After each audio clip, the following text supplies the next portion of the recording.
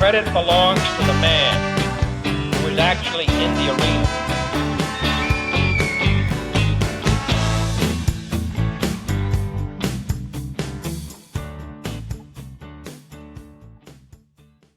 Awesome. Well, I'm here, Brad Harris. Brad, thank you so much for having me in your wonderful trophy room here. We've got some cool shots and a cool little video to kind of show some people. And when I moved to Neosho, guys were telling me, "Oh, you got to interview Brad. You got to interview Brad. He lives right up the road." I said, "No kidding." And I had heard your name obviously from the Grunt call. I've seen you on some other podcasts and stuff, but it's great to actually be here in person. Thanks for having me. I'm glad you're here. I'm looking forward to it. I always, when it comes to hunting, I'm willing to talk, man. I love talking about hunting the outdoors. Yeah, I've listened to a lot of your podcasts in the past week with the guys from the Ozark podcast and the Southern Outdoorsmen, and I wanted to kind of come with a fresh perspective because you have such an interesting history.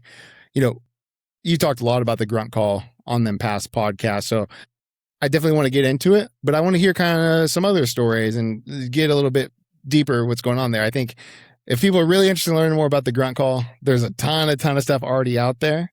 But when we first started talking, you were just leaving for Western turkeys. Right. So you said you had gone to Wyoming and where else? Montana. How did those hunts go? Wyoming was unbelievable. As good as it could possibly get. Montana was just the exact opposite. It was tough, very tough. Very few birds, lots of pressure.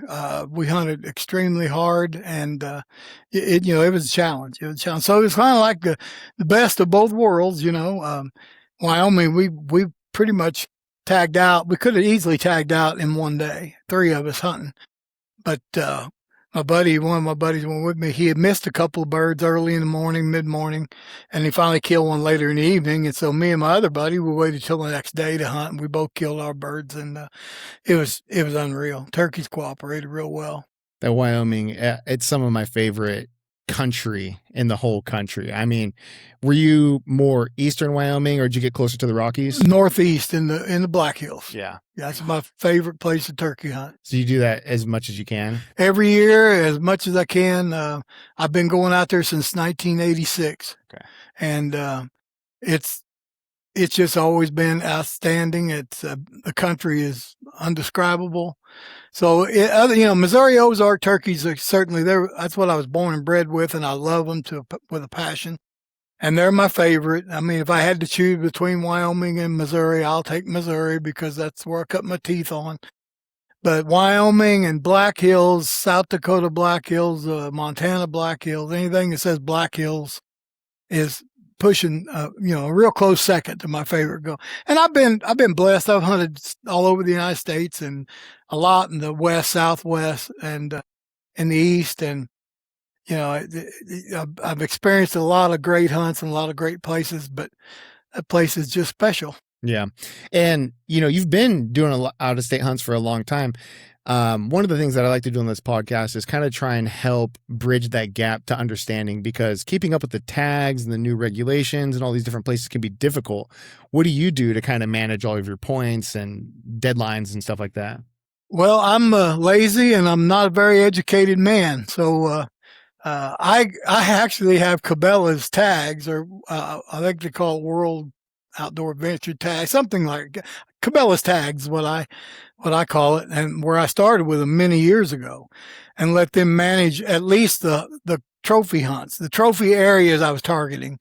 Like these elk back here, I try to target areas that are known to produce big bulls. And for me to try to keep track of applying for 2 or 3 or 4 states, I just hooked up with Cabela's and said, hey, here's the states I want to apply. Here's the units, and with their suggestions as well. Here's the units I want to apply for.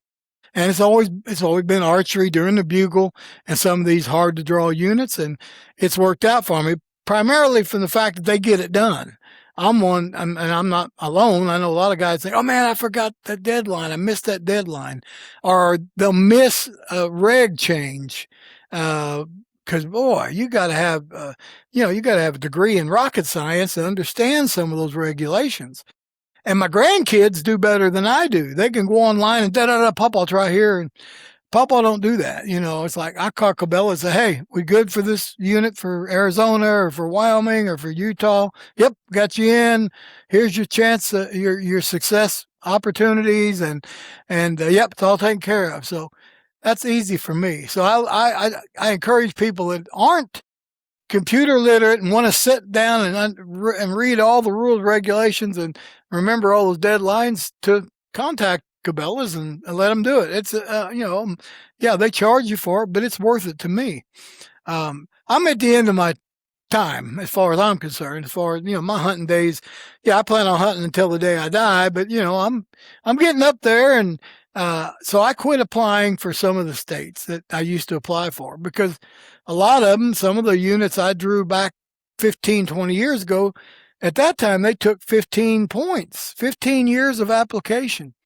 And now it's even worse. So there's a good chance old Brad won't be trucking those mountains 15 years from now. But so I'm more now looking at general tags, getting a better chance of drawing on those general tags and over-the-counter opportunities. Yeah, they're not some of the biggest bull areas, but still good elk hunting. Mm-hmm. And that's all I care about. Do you have any states that you still kind of have a collection of points in that you're excited about? I have 23 points in Utah. I'm real excited about. I drew Wyoming this year, and I'm very happy with that tag. It's a Black Hills tag. It's going to be a really good hunt. I've killed a couple of nice bulls out there. But that Utah tag is special. It's probably my last big special tag that I'm looking forward to. I can get guaranteed draw in several good units now. So I've kind of selected and told Cabela's next year I want to draw. I want to put in for the best unit that I'm guaranteed to draw because I'm not getting any younger. Right. Well, it sounds like, you're still hunting hard. I mean, do you still feel strong and capable? Oh, yeah. I feel good. I can't cover near the ground I used to cover. And that's, for the most part, a blessing. I've slowed down a lot, but I think I've become pretty effective. Slowing down has made me hunt a little differently. And I always did say in the early days, it was you hunt hard, you'll kill something. Now I'm saying hunt smart. Hunt smarter rather than harder. And that's what I live by. Of course, I'm kind of pushed that way. I was hunting with a couple guys who were younger than me in Wyoming. They said, man, you're doing great. Can't believe you cover as much ground. But it's not like I used to be. I mean, I know it. And so I gotta kind of tailor my hunting to a little different speed now. A lot of guys that I talk to, especially in Missouri, a lot of people have dreams of hunting elk, whether it's Colorado, Wyoming, Montana. I mean, anywhere. It's always kind of one of those ones. Oh, I got a whole wall full of whitetails, but man, I really want to get an elk. What would you tell a guy who's like, I haven't hunted elk before. I want to go out west. What's the recommendation from somebody like Brad, who's done it quite a bit? Well, the first thing I'll tell him is don't do it if you don't want to get hooked on it. It is addictive. It's my favorite big game animal. It's the most challenging big game animal. A lot of people get mad at me because, there's nothing like turkey. There's nothing like deer. Hey, listen, I love turkey and I love deer and I love everything else. Trapping and running dog, you just name it. I like to do it. There's nothing compares to bugle and bull elk in the mountains. There's just nothing. And the guys that don't, that's because they haven't experienced it. If you ever experience it, it'll knock your socks off. And I also look at it a little differently. It's not like going with an outfitter. I have nothing against going with outfitters on guides. That's great. If you have limited time, which a lot of people do, they got family, they've got jobs, they've got other commitments. You got limited time, hire an outfitter. Reach out, Colorado, Utah, Wyoming, Idaho, Montana, New Mexico, Arizona. Just reach out to outfitters and gather information and hire one. Save your money for 5 years, go on a really good hunt and have a good chance of killing one. It'll be awesome. But me, I want to go every year. And number one, I don't like personally hunting with someone that tells me how to hunt and where to hunt, do this, do that. That's not me. I get in the woods. I go do what Brad wants to do. I react the way I want to react. I call when I want to call, not when somebody else tells me to call. So with that, I've always been much better off going on my own. And I have used a couple outfitters to get access to property over the years, but it's always I'm the guide. I guide myself. If I'm successful, great. If I fail, it's my fault, not the guides, not the outfitters. It's me.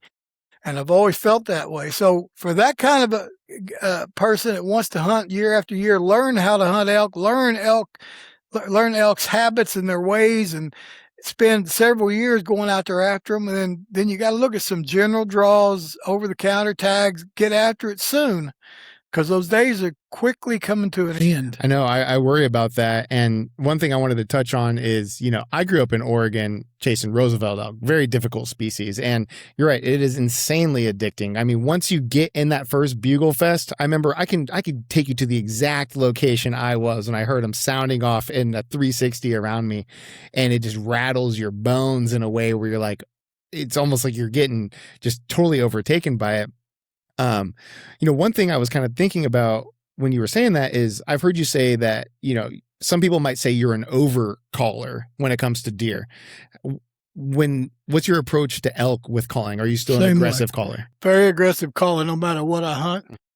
It's totally against the rules. It's half the guys that are, educated hunters, outdoorsmen, just shake their head and just think I'm nuts. Well, I am nuts. I am totally nuts about hunting and calling. But I have found it to be way more of a benefit than a detriment. I love reading stuff about, posts people put out. Well, they had a turkey. He gobbled. He just wouldn't come. And these guys will comment, well, you should have shut up. Make them come look for you. Well, no, I'm out there to hear the gobble. I don't want to kill a turkey walking across the pasture doing nothing. I don't want to kill a bull elk walking across the field or drinking water and not bugling. I want to hear the bugle. I want to hear the gobble. I want a buck to come running, looking for me, mad, rattled because I rattled to him or grunted to him.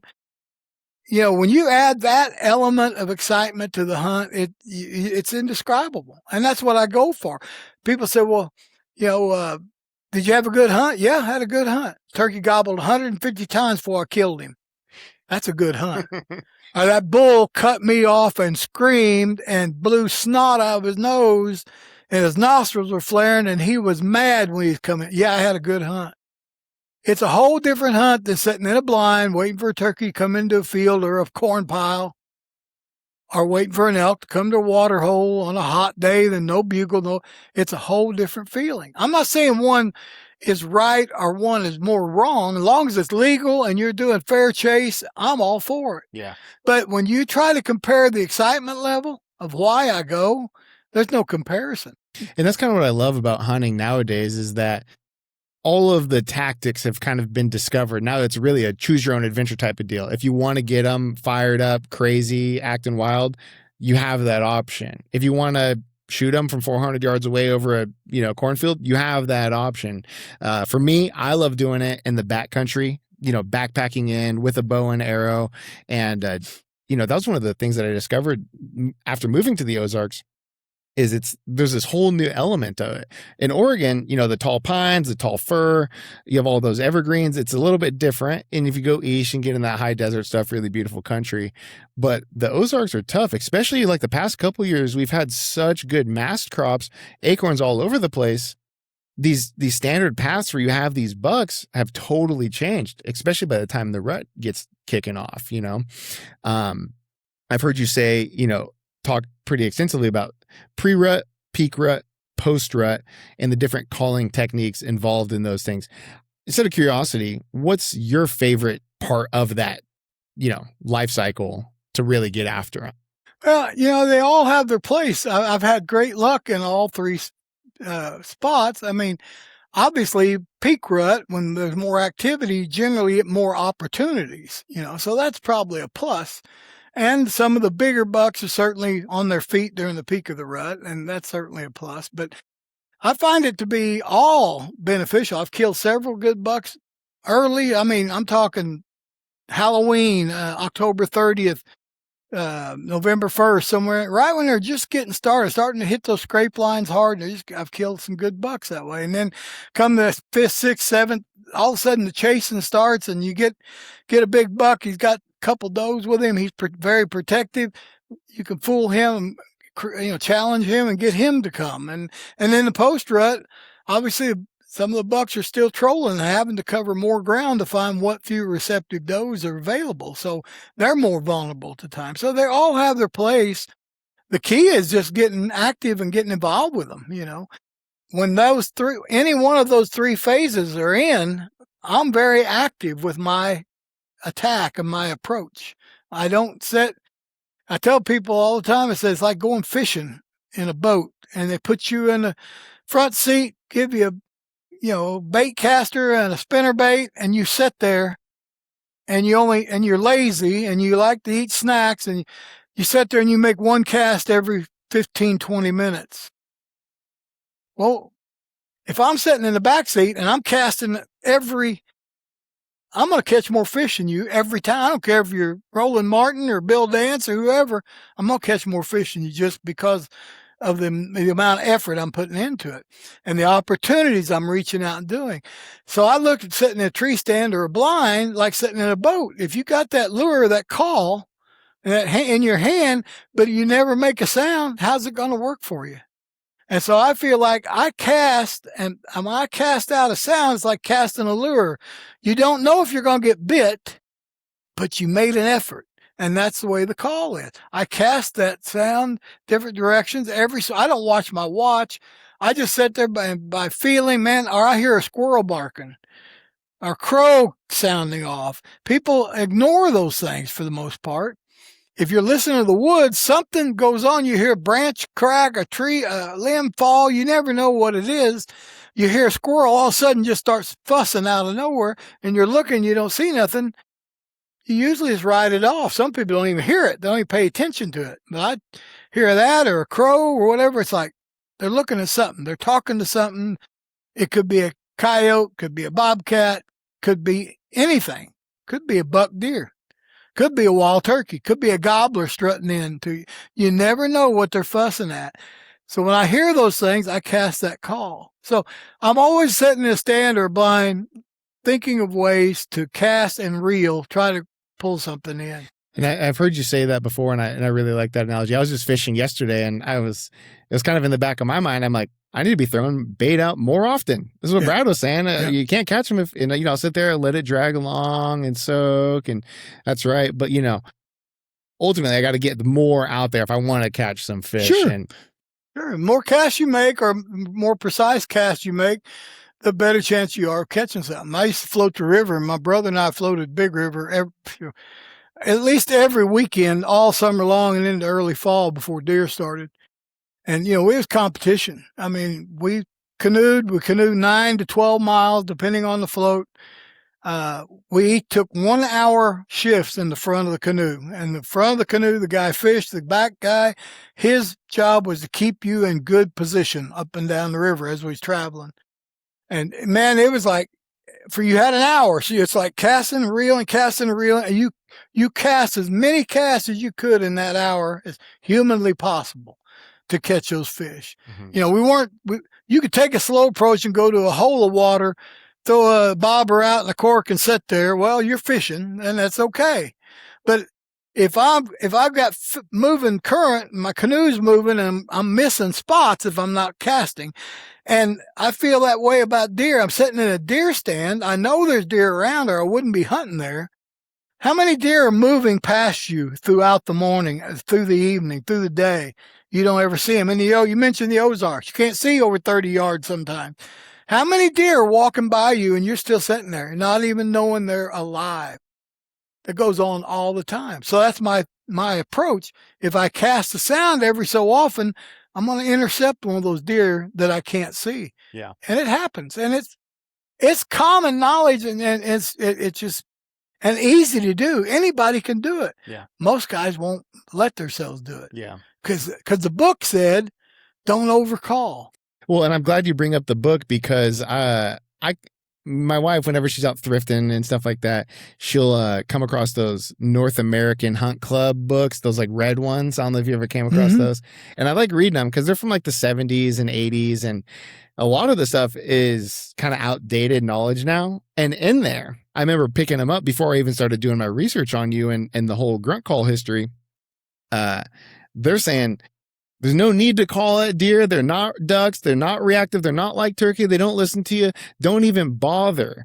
And there's all sorts of information in there just from 40 years ago that is like, you wouldn't even consider not doing it nowadays. Climbing a tree. No need to climb a tree. Deer, they see right up into you. And it's like, now, I'll go out hunting and I'll find 6, 7 tree stands just scouting around. It changes. Techniques changes. And some guys have, they have luck doing one little thing, and then that's the only thing that they rely on and count on. And, me, I've always I made up my mind many, many years ago. I hunt by the seat of my pants. I do what Brad wants to do. I could care less what the guy, at the sporting goods store. I mean, I want to hear his opinions, but I'm not going to base the way I hunt on his opinion. I will absorb what he's saying and kind of weigh it out. Same way I talked to son, you just yelp 3 times on that call and put it away for 45 minutes. Yeah. Don't touch it. Okay. I tried that. That's how I learned to turkey hunt. The most boring way of turkey hunting I've ever done. But that's the only information I had. When I realized turkeys were extremely vocal, that made a difference. And I realized that the more hens, the more the numbers grew. There are more hens for every gobbler. I realized now I'm competing against these hens. And if I'm the passive hen yelping 3 times every 45 minutes, you're going to get beat most of the time. Unless you're sitting and a lot of guys do, sitting a blind over a field, and they can be passive with their calling because sooner or later, those turkeys are going to come to that field if you've done your scouting.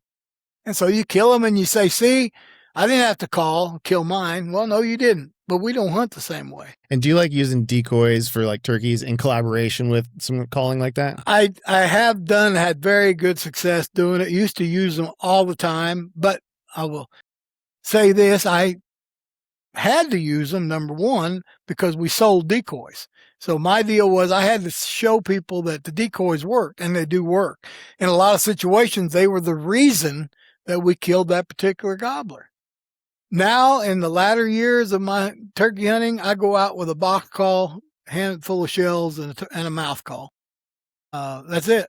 That's what I go. I use my voice to owl hoot, and so I don't carry any more than I have to. Yeah, just the essentials at this point. Right. One thing that I was kind of thinking about while you're saying that is some guys, it seems like they kind of get burnt out on whitetail hunting because it's just a little bit much of the same thing. Maybe they got the same property they've just been going to for 10, 15 years and they lose the excitement about it. And then you guys come in and they're just fired up and they can't relate. It seems like you still got a strong fire for deer.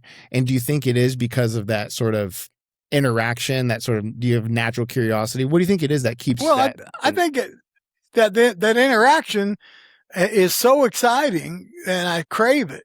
So that keeps that fire going too. But I'm also, I mean, my mother, if she was still living, you would ask her, she said, well, if you took a picture of his brain, the only thing in there is fishing poles, shotguns, and, calls. That's the only thing that's in his brain. So that's just been my life. Obsession. It is an obsession. And it's been that way since I was a little bitty boy. And, since I was 8 years old, sitting on a couch or a chair next to my grandfather, listening to him tell hunting stories. I mean, it just built a fire in me. But I find that fire is stoked whenever I make things happen. Where I make turkey gobble more than he wants to gobble, make a deer come running to me when he's got something else on his mind, but I changed it and made him come running to me, or have a bull elk on another mountain scream and cut me off,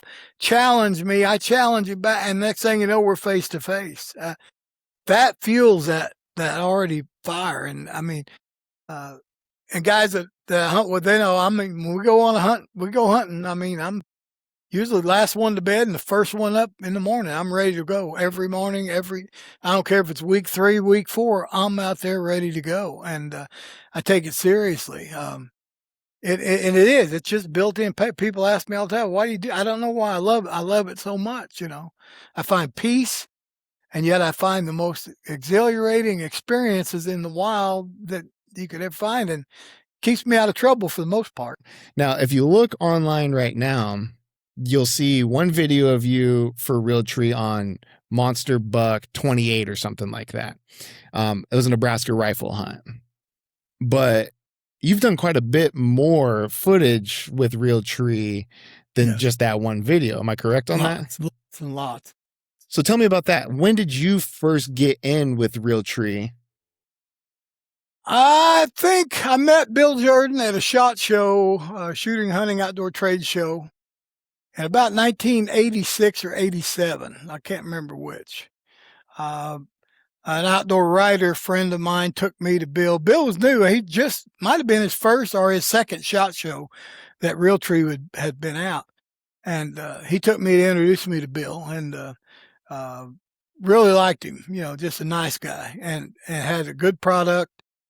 Very passionate about his product, and everything about his booth and his setup was very meticulously placed and great. I mean, so we hit it off real good, real quick. I was already established in the hunting industry and doing TV and videos back then. And of course, Bill saw that as an opportunity because I had a pretty good following then. And this is mid 80s. Okay. And so my following is older guys for the most part, my age and older. And, so we're quickly disappearing, so that's kind of diluted to a point. But Bill saw it at the time. I, had a good following. I ran a lot of hunting camps, ran a lot of press camps. I bring the best outdoor writers in the country, and writers, buyers, editors, Outdoor Life, Field and Stream, Peterson Hunting, Deer and Deer, you name them. We'd have them at our camps. And so Bill saw that as an opportunity to get his clothing in front of those kind of people. And so it was a mutual agreement. I saw it as a great opportunity. Bill supplied me with Camouflage. That's one less thing I had to buy. It was great camouflage. To this day, if you look around, it ain't nothing but Realtree. It works for me, has forever. I have no reason, no desire to change no matter what. And, so it was just a good fit for both of us, and Bill obviously in Realtree, then boy, I mean, he's not, he's a go-getter, hard worker. He saw the opportunity, saw the benefits of having these certain people in hunting camps, getting this publicity, doing these TV shows, he saw it as a great opportunity. And so that's where Monster Bucks and all those other videos that he came out with, took place. And they fast became one of the best and number one in the country for all that. So, he was a good fast follower. Well, it's interesting because you talk to a lot of the younger guys and they all grew up on those Monster Buck DVDs and VHS even. And it's shaped so many different opportunities for hunters. They didn't know that Nebraska had awesome deer, or they didn't know that, you name it, right? Yeah. I mean, they filmed absolutely everything. But so it sounds like, because you were there for those formative years, it sounds like he was really a visionary in many ways. He was. There was guys that were already doing what Bill was doing, but not on that scale. They weren't in with, say, both feet. We were one of them. We were one of the leaders. We're the biggest game call company in the world at that time. We had introduced the greatest call ever introduced that changed the world, was the Grunt call. We had that. We were doing how-to videos before most people, and I learned that from Bill Harper in the old days. He was doing TV and videos in the late 70s, early 80s, and none of these other companies were doing anything like that. So, yeah, the stuff had been pioneered, but Bill Jordan is a visionary.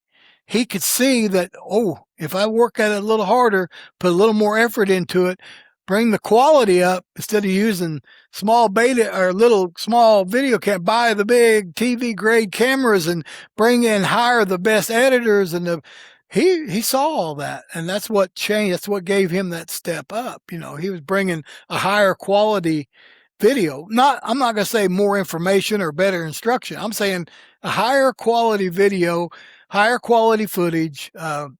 He spent money, and he also sourced out some of the best places in the country to hunt, and he wasn't grubbing it out on public land for the most part. So, I mean, he had a vision, and he put it all together.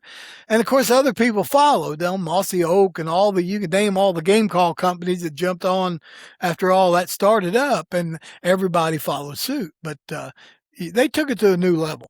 So what were you doing for Camel before that? Were you like a military surplus kind of deal? Yep. For the most part, I started with hand-me-down camo, Vietnam era camo.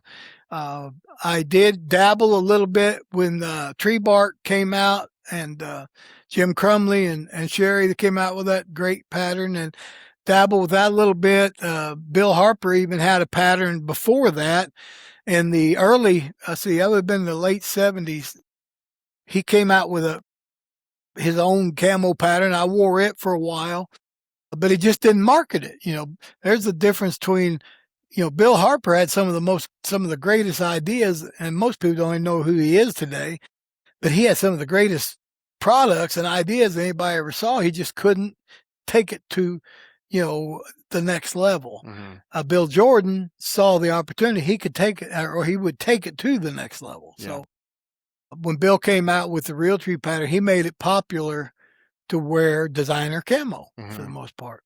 And he was smart. He used many guys like me that were in the hunting industry that were promoting his stuff. Mm-hmm. So we were cross-promoting each other, and it worked great.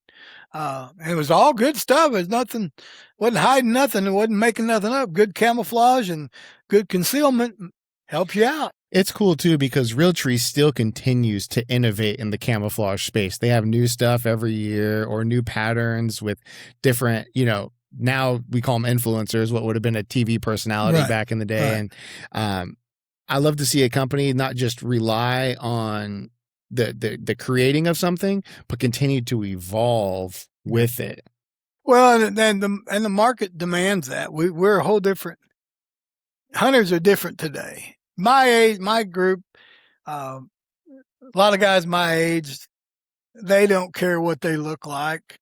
I mean, I wear Realtree everywhere, every time I hunt, but my Realtree pattern I wore turkey season this year is 30 years old. I got netting in a net jacket, 2 of them. I might have 3 that I wouldn't trade them for ranch in Texas. They don't make them no more. They're a net. They're 30 years old or older, and I wear them every spring. I don't need it, but the new guy, every year he's looking for what's new in the bow. Who's got the newest bow, the best bow? Who's got the newest call? Who's got the newest this? I got to have the newest. I'm okay with that too. It's just a different breed. My breed we don't worry about that stuff. I'm a big archery guy, and I'm not chasing the new stuff. I feel like I actually have the world's most perfect bow right now for me. Like, I wouldn't change a single thing about it. But I know that you love the bow hunt. I am curious what your archery setup looks like. Are you shooting an older bow, or are you getting new bows still? I shoot a crossbow. Oh, no kidding. Okay. Yeah. I started out in the early 70s, late 60s, early 70s with a recurve. Killed my first couple deer with a recurve. And then the compounds, all of a sudden, they were the new thing. I, like many bow hunters today, hated the compound because I was a traditional bow hunter. And when they first came out, what a joke. That should be allowed during archery season. Look at that, wheels and cables and sights, then releases and triggers. Like, that's not bow hunting. Mm-hmm. And it ain't, in my opinion. Sure. Bow hunting to me is stick and string. You draw that recurve back. You got no sight. You got nothing but a shelf. You got a cedar arrow, fingers. That's bow hunting. Mm-hmm. But that's the Indian style. And what I grew up is they were the master bowmen, and that was bow hunting. When the compounds came along, it changed the world. Now you didn't have to arch that arrow at a 30-yard shot up this way. You could shoot through a hole. Even with the new combat, it's like, phew, straight through. Yeah. Wow. And you had sights all lined up to tell you where to go. And then you had a peep sight. And then next thing you know, you had release aids. So now you had the smoothest trigger. And I fought it for a year or two and realized, man, I could kill more stuff with that compound. It's effective. It's effective. I went to a compound, shot compounds, started with the bear. I think the Polar 2 or something like that, or whitetail way back then. And every year I'd progress, I'd look for the next better compound. You know, who had it? PSE? Was it Hoyt? Who was it? Then when I got into the hunting industry, Hoyt sponsored me. I shot Hoyt for years, shot Golden Eagle for years. You know, it's kind of like it became a business then. And that went all the way up till I finally injured my shoulders, had to have this replaced, and that one needs replaced, and I can't pull a bow no more. The pain is, I don't have the strength, nor can I take the pain of drawing a vertical bow anymore. So thank God for crossbows. Yeah. I went to shooting crossbows, and that's been about 10 years now, and I love it, and I'm still hunting, and I still shoot everything under 40 yards, just like I always did when I started back in the day. Yeah, I think, you know, some guys, and I don't know any of these people, they're not my friends necessarily, but they'll get a crossbow and, oh, I can shoot out to 150 yards during archery season. Yeah. And it's like, well, maybe let's dial it back a little bit. But see, you'll hear that from even archery guys. And number one, anybody shooting it, whether you got a crossbow or a compound or whatever, you're shooting at critters 70, 80, 100, 110, 115, you're nuts. Yeah, you're going to make a kill once in a while, and you're going to turn around to the camera, and you're a hero. And then all your buddies are going to pat you on the back because of how great you are. But see, they take into no account. They never show you the ones they don't hit or they lose. Okay? They'll never show you that, never tell you about that because trust me, it happens to them as anybody else. And it's too far. Wild animals can make an adjustment in a blink of an eye, whether it's a step, a reach, pull a head up, a turn leg, and create havoc. And so it's not a good shot. I don't care if you can make the shot or not. It's not ethical, in my opinion. And a lot of people argue with me, but I don't care. I'll prove them wrong if I get to go hunting with them, watch the way they do, because they ain't going to tell you the bad stuff. They only show you the cream of the crop. You know? Yeah. I want to kind of go back to where we were to the old TV era of things. Now, obviously, the real tree stuff was monumental for everybody in that industry. Is there any of those hunts from the real tree DVDs, VHS that really stick out in your mind? Really, really memorable stuff? Oh, gosh, there was a lot of them over the years. It's been a long time since I hunted them, but, you know, Bill and I hunted together every year somewhere. And every year we had great luck. We had great success. We killed a lot of stuff on video, whether it be deer or turkey or elk or whatever. So there was a lot of good hunts. But, you know, there's some, even in the early days, real tree and the camera guys that I would hunt with, or maybe some of the people that were involved in the camp, they weren't as aggressive hunter as I was, aggressive caller as I was. And so I remember, like in Nebraska, one time I grunted, well, he's up here somewhere. There's a buck in here somewhere, a palmated rack up there. I grunted him from half a mile down the river. He was just meandering and grabbed that grunt call and just screamed it as loud as I could scream it, where I learned I needed a louder grunt call, so I made one.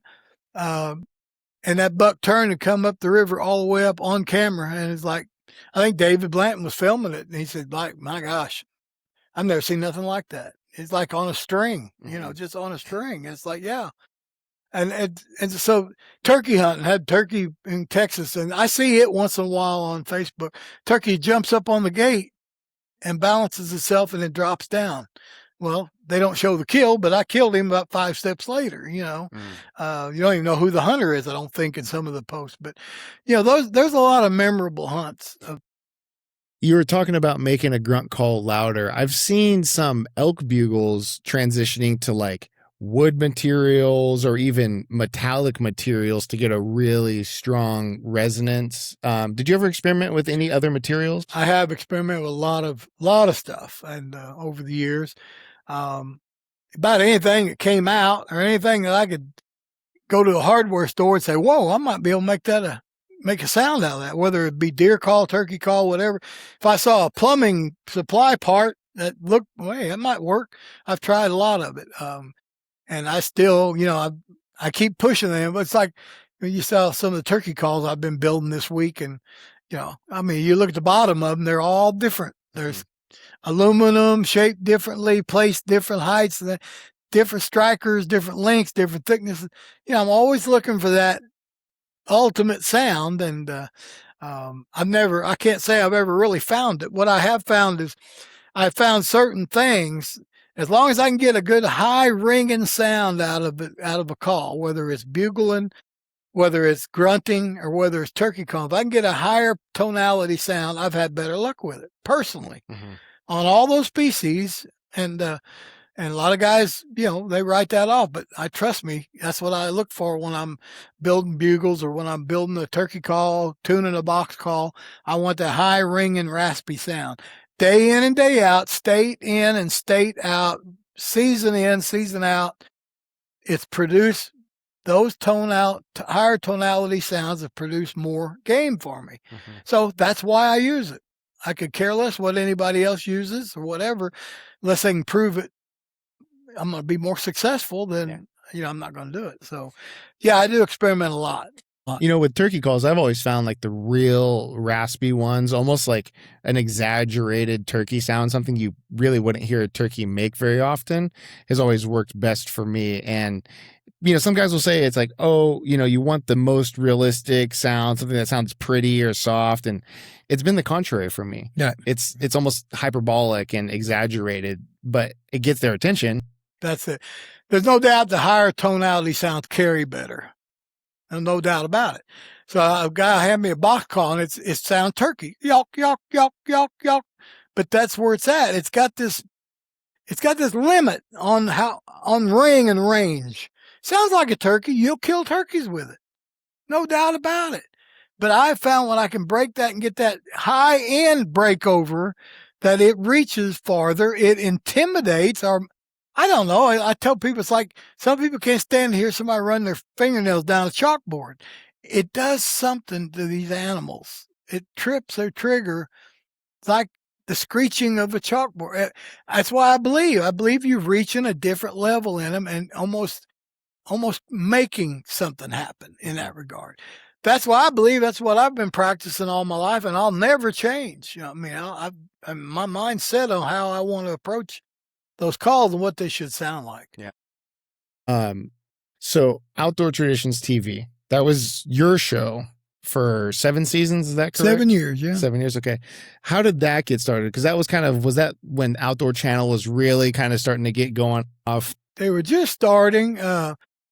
I had dabbled with some TV with Bill Harper in the early days before Outdoor Channel and all these other sportsmen and all those things. Before they were, we did some local regional type TV shows, mainly out of Texas.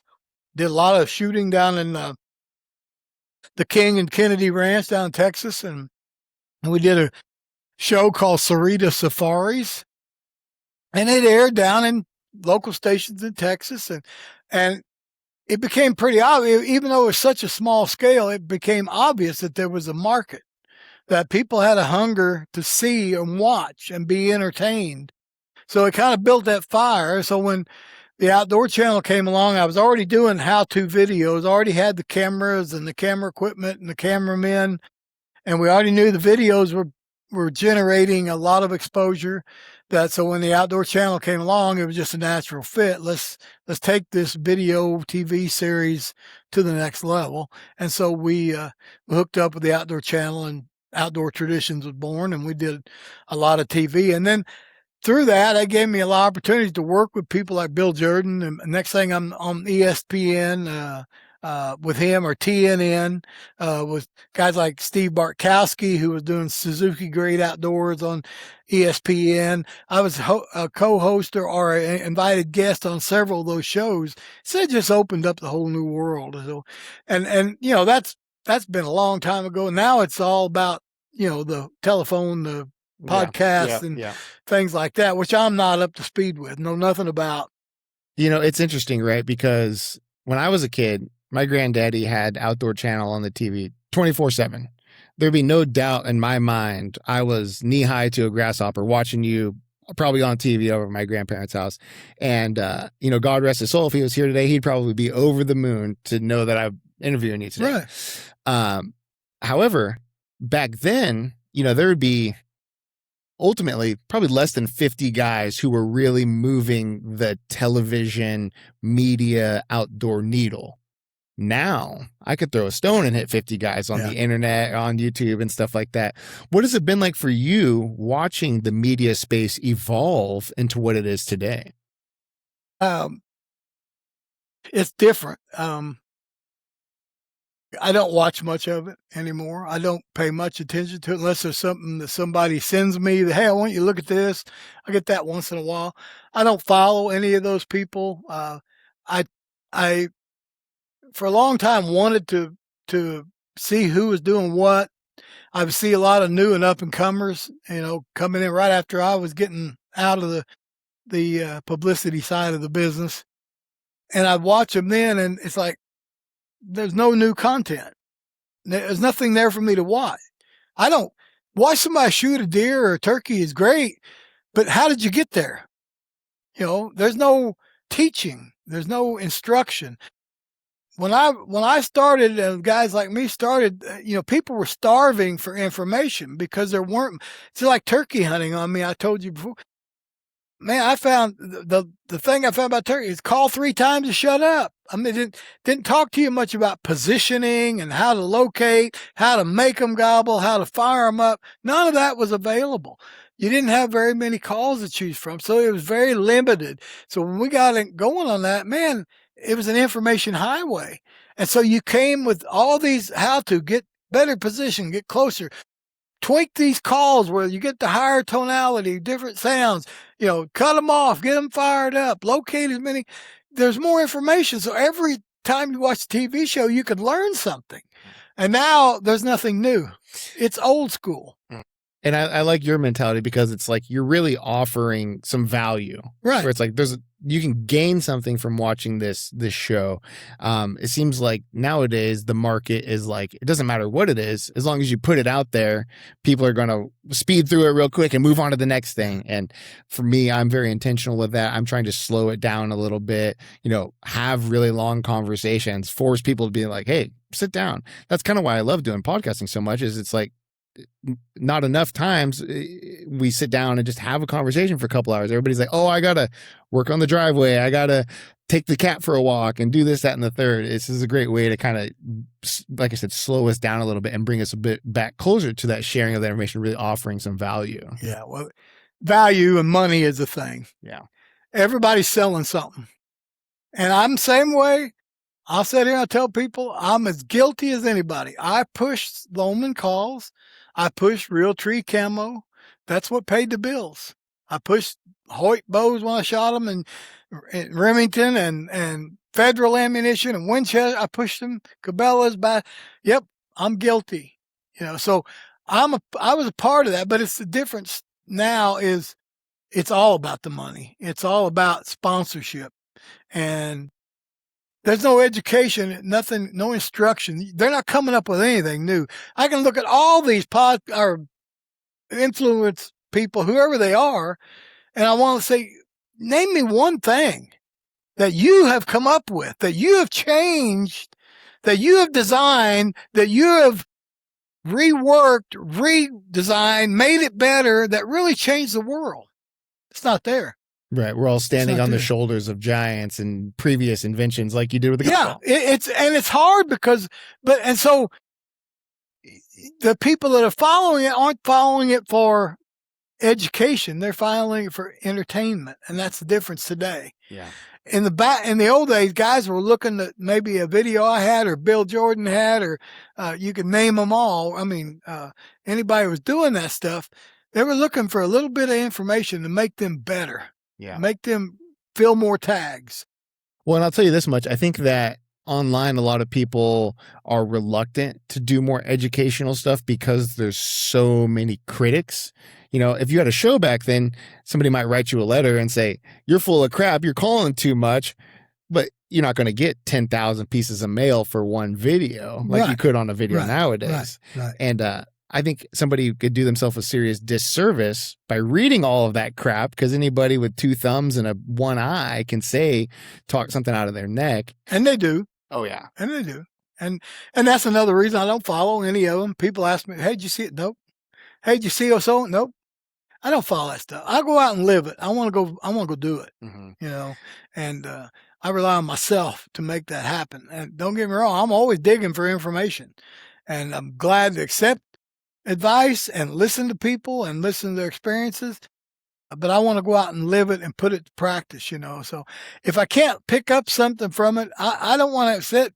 I don't sit and watch TV for entertainment. I just don't. Well, speaking of, you know, while we're on the idea of innovation, you know, it's no secret, Grunt Call, Brad Harris, hand in hand. Now, with the company itself, that's usually not a one-man operation. So what was it like to get Lohmann's to be such a name, such a force in the industry, and get that call into so many people's hand? What was that journey like? Well, quite honestly, I went to work for Lohmann and went to work full-time for them in 82. I went to as a pro staffer for them in about 1979.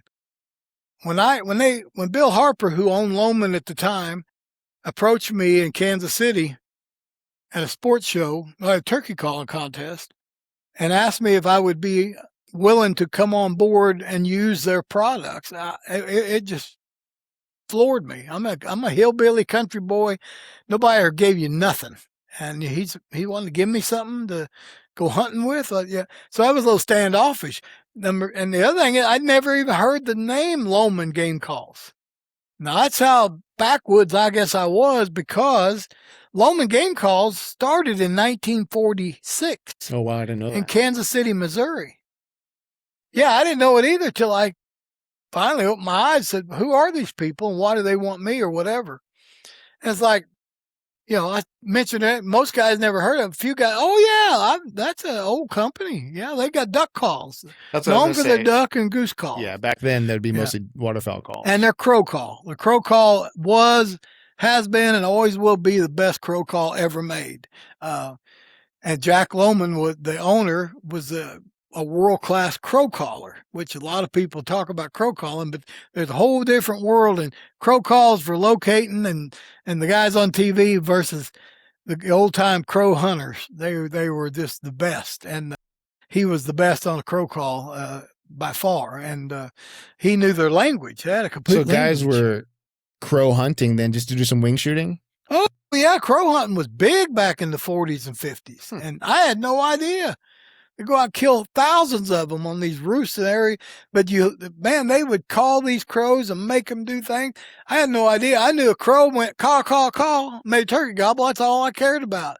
But I got to working with them guys and realized the crows have a distinct language. They can talk to one another, alert one another, rally one another, fight one another.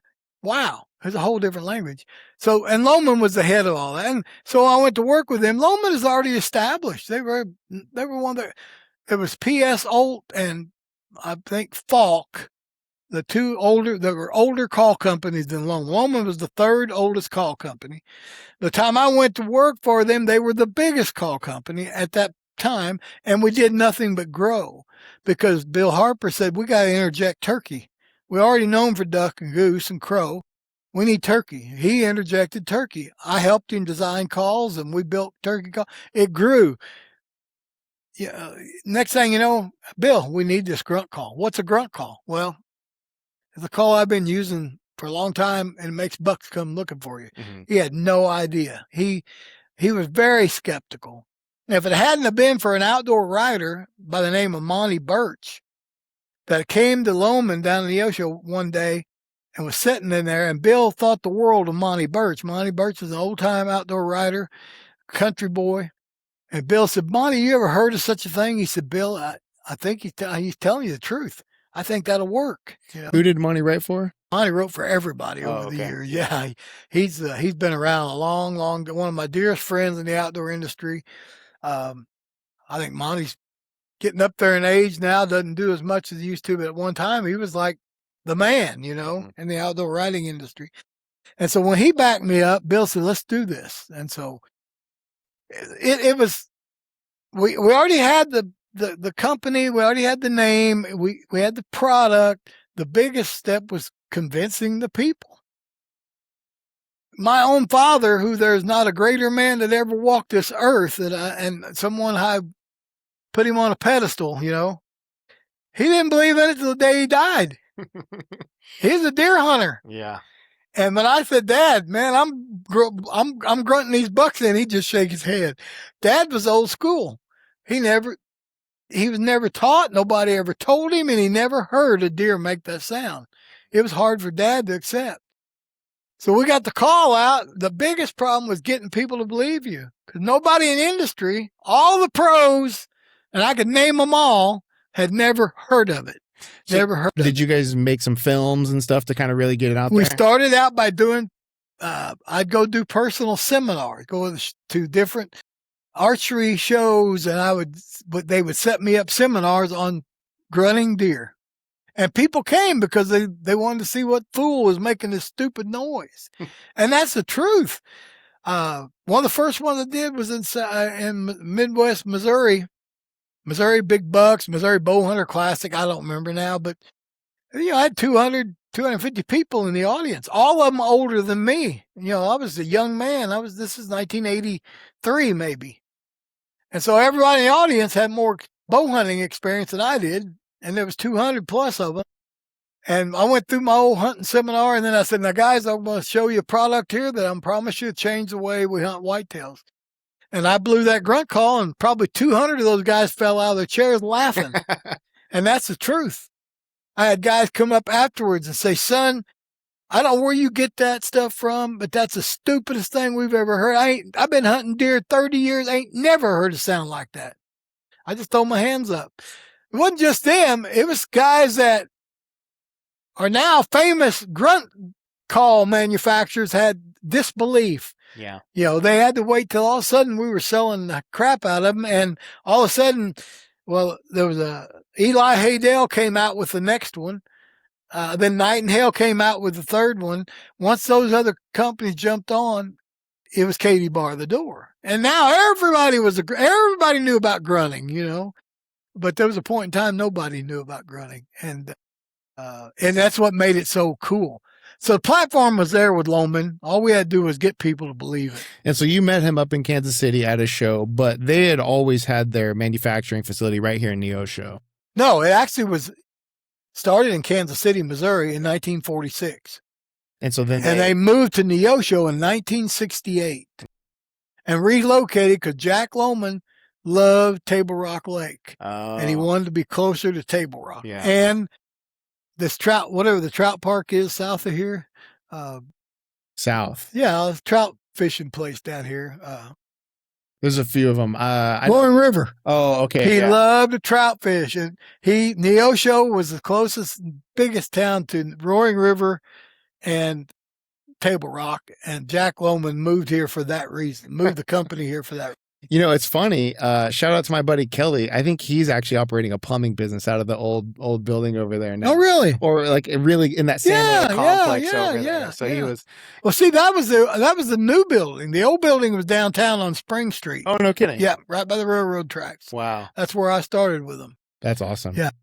Was. Man, I love Neosho. It is such a cute little town, and it's been a great change of pace for my wife and I. We moved from Joplin, which is it's a different vibe over there. Right. And Neosho, you know, we bought a house here and we're very happy to call it home. And everybody's been very, very welcoming and accepting of us. And so it's going to be home for a good long while. We've been here for Well, I moved here in '83, I think, so we've been here a long time. It's home to us. Because you were from Southeast, is that right? Southeast Missouri, yeah. Yeah. I've heard you talk about Mingo quite a bit. Now, that's what I loved about that is you're talking about a technique that you implemented way back when that, guys always come up with something on their own and say, I invented this. Or you think you come up with something, or you go find a great spot and you're like, nobody's ever been here before. And you find a couple casings on the ground or whatnot. So I love deer hunting where the ducks are. Right. So Mingo, world-renowned waterfowl hunting. And the thing that I kind of love about it, it's usually resident only for the ducks. So guys can't come in and turn it into Arkansas, essentially. Right. But you were deer hunting out there. Yeah. And that's a totally different game. Now, would you be getting into them bottomlands, real flooded stuff? All flooded stuff. Total different type of hunt. I had to learn to hunt differently than I did in the hills. It was all flooded, swampy, undeer-like country, but it was full of deer. Yeah. And we hunted. That's when I learned you could hunt flooded water, and deer love flooded water as long as they were safe out there. So wading out, hanging a tree stand in the swamp was totally different than the way I was raised. But man, you could kill some deer that way. I can't tell you the amount of times I've been in a duck blind and something like that, and deer coming up this close to you because they're not scared of you. No, because nobody's hunting them out there. We get hunted, and then. The numbers were pretty strong there. So even in the Ozarks, I had to drive an hour and a half south to get to the swamps, but they had more deer than we had. So we would see more deer. So that was one reason what pushed me to the swamps and hunting the swamp. But I learned real quick, you couldn't read the sign in the swamps as you could in the hills. So that call even come in more handy whenever you learn to reach out, cover ground with the call, because you sure couldn't do it on foot, not without boogering every deer in the country. It's hard to slip through the swamp without making noise. Yeah, it's totally different than when you hear them splashing your way. Yeah. Well, while we're on the Ozarks, this is one of the things that I've been trying to get more proficient in is just being an absolute killer in the Ozark Mountains, because like I said earlier, it's a different beast. And even a lot of the guys that live around here, they don't go deep into them hills like that. What do you think is if we had some tips and tactics for really being successful in the Ozark, the hilly stuff, a lot of oaks, a lot of acorns, what's worked for you in the past for that type of terrain? It just, you got to cover sign, you got to think about approaches. I look for where pressure comes from other hunters. How do they get in? How do they get out? So, a deer get educated to that. I want to be educated to that. Try to use that as my approach. But it's still strictly learning the area, covering the ground, and reading the sign. You can't. Even though it might be getting some pressure, it doesn't mean it isn't huntable or it can't be very productive. You just have to understand that pressure. What's it creating? What's it causing, the pressure? And then where's the sign that reiterates that? And for me in the Ozarks, if I can get get away from where that pressure's coming from, whether it's a mile off the road or 2 miles off the road or 100 yards off the road, it doesn't matter. If I can get away from where that pressure's coming from and find the sign that I'm looking for, then it creates some opportunities, So it's just reading it. It's just going and learning and hunting by the seat of your pants. Yeah. One of the interesting realizations I sort of had in the Ozarks last year was that you can almost look at public land as it's all a deer drive to a certain extent, right? If you're like, I know everybody sets up, I'm thinking of one spot in particular in the Mark Twain where you can find 10 trucks, essentially all pushing them up this mountain. I'm like, well, how do I get up around the back of that? Mm-hmm. And sure enough, they're putting big deer right in your lap. Mm-hmm. And, you obviously got to read that sign and make sure you have the good wind and things of that nature. But that's people say the deer drive is a dying art. I'm like, it happens every year, right on public land. Yeah. Well, yeah, that's like I said, you understand, people are going to come in the best, most convenient way they can. They're going to take the best or easiest trails most of the time. And so you gotta use that. You gotta use that information and work. It's part of the hunt. It's part of the reading the sign. And you can find really good, even in today in the Ozarks in the public land, you can find really good unpressured spots You just got to look for them, you know. Don't get frustrated when you pull up and there are 10 trucks there. Find that core, that spot where the pressure hadn't got to that spot. And yeah, you're not going to walk into it overnight. It takes some time to learn that kind of stuff. And so you got to put a lot of effort into it. But I also find that off peak times, off peak days, off middle of the week, days like that, I find some, you know, some pretty dadgum good hunting in public land, you know. Yeah. I do a lot of my working on the weekends. So I usually hunt Monday, Tuesday, Wednesday, Thursday as much as I can. And, you know, I'm like, man, there ain't nobody out here. Nobody out here. I always have the woods to myself. I'm like, what are you guys talking about? Hunting pressure? I've never even seen it. Yeah. Well, it's something that you got to learn. I mean, there's always ways to figure that. Now, there's a few places that just get overrun, and the number of hunters just exceed the amount of property that can go left untouched. So there's spots like that get overhunted. So you got to avoid those. But there's still plenty of big country out there with room to roam if you're not afraid to do it. So were you seeing the type of thing back in the day when, say, you put out a film, Outdoor Traditions or Real Tree, whatever it may be, and you're talking about, let's just say, I'm down here in South Missouri, right? Would you ever have a spot kind of get burned where that thing hits the air and now guys are coming up from Arkansas and now you're like, man, all these guys flooding my spot that I put on TV? Yeah, that's a lesson that I learned a long time ago. And I'm my own worst enemy. We are our own worst enemies in that were producing stuff like that. Because if you publicize or you showed a public land sign, all it did was create more people. I always tell a story, and this goes on no matter whether you're hunting Missouri or wherever you're hunting when you publicize something. But I went to the Black Hills in '86. I could turkey hunt, buy tags over the counter in, South Dakota and Nebraska, Montana and Wyoming. I could make a 4-state tour, kill 8, 10, 12 birds and never see another hunter ever. Mm-hmm. Guys want to talk about, there was no hunters out there. It was not popular to go to Wyoming or South Dakota in 1986, 87, 88, 89. It was not popular to go there. And Loman, Realtree, I took David Blanton out there. We shot stuff for Realtree in the early 90s. All of a sudden, the other people they started doing productions out there in the early 90s. Now, you got to apply for a tag. You got to draw for a South Dakota tag in the Black Hills. You got to apply for prairie tags in the Black Hills. It will not be long. You'll be having to apply for Wyoming and Montana. Mm-hmm. They're getting overrun with hunters. Yeah, it's our fault. It really is. It's become this thing where traveling, guys are not even killing in their home state to just focus on being on the road now.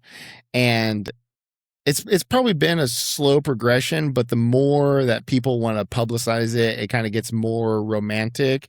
And look, I'm guilty of it. There's nothing I love more in this world than going on a road trip to a place that I haven't been before, or maybe I have been that I really like, and camping out and roughing it and getting into some game and being in to me, it's like, this is the American dream. We're seeing this country. This is what we fought for, really. And now it's like, man, I'm almost at the point where I'm like, no, I'm just going to focus on Missouri this year and try and kill a couple giants. And maybe I'll just go do a little bit of duck hunting somewhere else or something. But no, you can't blame people for wanting to do it. I mean, that's why I went out there. I can come out here and I can buy a tag over the counter for $50, and I can go buy another one. If I kill one here, I can go buy that county and buy another one, and I can go across this line and get another one. Yeah. No, it's all doable. Well, I'm going to do that. And me and a few others that went out there in the early days publicized that. And boy, you can't blame people gravitating to it. It's sad that now that, I didn't draw a Black Hills tag for South Dakota this year. I drew a Wyoming Black Hills tag. It's just getting harder and harder. And I saw public lands in southeast Montana, public lands around the Black Hills, the number of hunters, the number of vehicles, the number of people. Yeah. It's a lot. It's made it challenging. Well, and I think the states are kind of savvy to it because they're pricing stuff in such a way where it's, to be a non-resident hunter, it's really going to start becoming a luxury sport type of adventure. Because even Oklahoma, I could throw a paper plane and hit Oklahoma from here. You're not going to get into some deer dang near less than $1,000. Now, granted, you will get 6 deer tags for $1,000, $2 and 4 doe, I believe. But, they're trying to tack on a $200 public land fee in some areas. Your hunting license is a couple $100, $500 for those buck tags. If you want to throw a bear into the mix, another $500. You could spend $2,000-$3,000 just hunting your neighboring state. Yeah. Then those guys, they get all that for $150, $200. Mm-hmm.